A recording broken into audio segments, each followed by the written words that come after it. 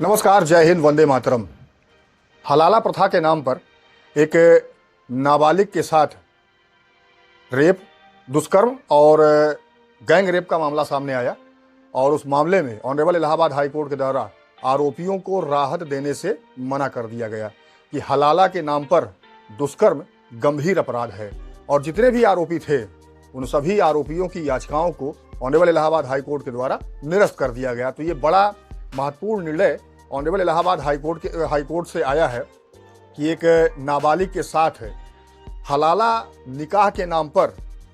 कई लोगों ने उसके साथ जबरन शारीरिक संबंध बनाए। अब ये हलाला प्रथा जो है वो मुस्लिम समुदाय में होती है, क्योंकि मुस्लिम्स में उनका पर्सनल लॉ है, शरीयत कानून है, तो शरीयत कानून के हिसाब से ये हलाला की प्रथा जो है होती है मुस्लिम समुदाय में। और हलाला की प्रथा क्यों होती है कि अगर मुस्लिम समुदाय में पति और पत्नी के बीच तलाक हो जाता है और तलाक के बाद फिर से पति और पत्नी दोबारा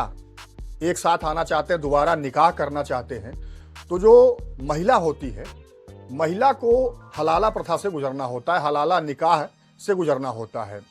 इस मामले में भी ये चीज़ें सामने आई कि जो नाबालिग थी उसको कई बार हलाला निकाह की प्रथा से गुजरना पड़ा और कई लोगों ने उसके साथ जबरन शारीरिक संबंध बनाए। तो ये चीज़ें सामने, उसके बाद पीड़िता के द्वारा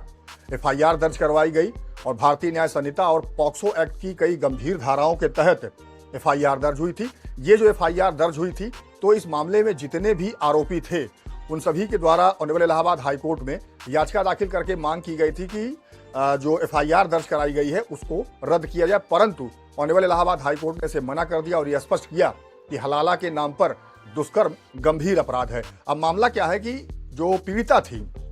पीड़िता का जो निकाह हुआ वो 25 अप्रैल 2015 को अजहर नवाज नाम के एक व्यक्ति से जबरन करा दिया गया। यानी कि जब उसकी उम्र 15 वर्ष थी तब उसका निकाह जबरन अजहर नवाज नाम के एक व्यक्ति से करा दिया गया। निकाह के पश्चात जो अजहर नवाज यानी पति था जो पीड़िता का, उसके द्वारा मारपीट, लड़ाई झगड़ा, उत्पीड़न की घटना जो है कारित की जाने लगी। अब हुआ क्या कि 2016 में अजहर नवाज के द्वारा पीड़िता को 3 तलाक दे दिया गया। अब 3 तलाक के बाद फिर क्या हुआ, कुछ महीनों के बाद जो अजहर था वो फिर से पीड़िता के संपर्क में आया और फिर से साथ रहने की बात की, फिर से निकाह की बात की, लेकिन ये भी कहा कि अगर हम लोग फिर से निकाह करेंगे तो उसे हलाला प्रथा से गुजरना पड़ेगा। अब हुआ क्या कि इसके बाद पीड़िता के साथ है मौलाना कयूम नाम के एक व्यक्ति हैं, उनके द्वारा बुलंदशहर में जबरन पीड़िता के साथ हलाला प्रथा के नाम पर उसके साथ शारीरिक संबंध बनाए गए और फिर दोबारा अजहर नवाज और पीड़िता का निकाह हुआ। अब हुआ क्या कि 2017 में अजहर ने दूसरा निकाह पीड़िता के साथ किया, फिर 2018 में एक बेटी हुई दोनों से, फिर बेटी होने के पश्चात अजहर का व्यवहार फिर बिगड़ने लगा, फिर वही लड़ाई झगड़ा मारपीट। उसके बाद जनवरी 2021 में अजहर नवाज के द्वारा पीड़िता को दोबारा से 3 तलाक दे दिया गया। अब 3 तलाक देने के पश्चात फिर से अजहर पीड़िता के संपर्क में आया, बच्ची के भरण पोषण और कस्टडी के नाम पर।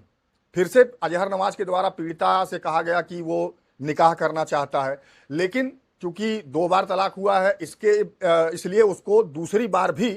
हलाला निकाह की प्रथा से गुजरना पड़ेगा। अब इसके बाद क्या हुआ कि 19 फरवरी 2025 को पीड़िता के साथ शाहनवाज चौधरी और हकीम निषाद के द्वारा हलाला प्रथा के नाम पर उसके साथ दुष्कर्म किया गया। तो ये है पूरी घटना और उसके बाद पीड़िता के द्वारा इन सभी के खिलाफ एफआईआर दर्ज करवाई गई कि उसके साथ हलाला प्रथा के नाम पर दुष्कर्म की घटना कारित की गई है और ये बड़ा गंभीर मामला था और ऑनरेबल इलाहाबाद हाई कोर्ट के द्वारा इस पर बड़ी ही गंभीरतापूर्ण निर्णय लिया गया कि हलाला निकाह के नाम पर दुष्कर्म गंभीर अपराध है। जिस तरह से नाबालिग के साथ कई बार हलाला प्रथा के नाम पर उसके साथ दुष्कर्म किया गया तो बड़ा ही गंभीर मामला था और जो आरोपित थे उनकी तरफ से ये बताया गया कि चूंकि 2016 में 3 तलाक मान्य था और ये जो हलाला प्रथा है ये पर्सनल लॉ के हिसाब से है। ऑनरेबल कोर्ट के द्वारा ये कहा गया कि ये जो हलाला प्रथा है इसकी संवैधानिक वैधता पर कोर्ट के द्वारा कोई टिप्पणी नहीं की जा रही है। यानी कि जो हलाला प्रथा है, जो शरीयत कानून के हिसाब से, मुस्लिम पर्सनल लॉ के हिसाब से है, उसकी संवैधानिक वैधता को लेकर ऑनरेबल इलाहाबाद हाई कोर्ट के द्वारा कोई टिप्पणी नहीं की गई है। हाँ, ये जरूर था, कोर्ट के द्वारा ये कहा गया कि एफआईआर में जिस तरह से घटना का उल्लेख किया गया है वो बेहद ही गंभीर अपराध है, और ये संविधान, जो हमारा संविधान है, उसके अनुच्छेद 14 और 21 में बताए गए समानता और गरिमापूर्ण जीवन जीने का जो प्रावधान है उसके विपरीत है। और इसलिए ऑनरेबल इलाहाबाद हाई कोर्ट के द्वारा जितने भी आरोपित थे उन सभी की याचिकाओं को खारिज कर दिया गया। पीड़िता के बयान के आधार पर विवेचक के द्वारा तैयब सहित अन्य सह अभियुक्तों का नाम इस मामले में जोड़ा गया, और कुल 6 अभियुक्त इसमें थे, जिसमें कि जिन जिन लोगों ने पीड़िता के साथ हलाला प्रथा के नाम पर जबरन दुष्कर्म की घटना कारित की थी, उन सभी के नाम थे। आरोपितों की तरफ से ये बताया गया कि पीड़िता जो है, जिस समय पीड़िता के द्वारा एफआईआर लिखाई गई या उस समय उसकी उम्र, जिस समय पीड़िता के साथ ये सारी घटना कारित हुई, उस समय उसकी उम्र 18 वर्ष थी, लेकिन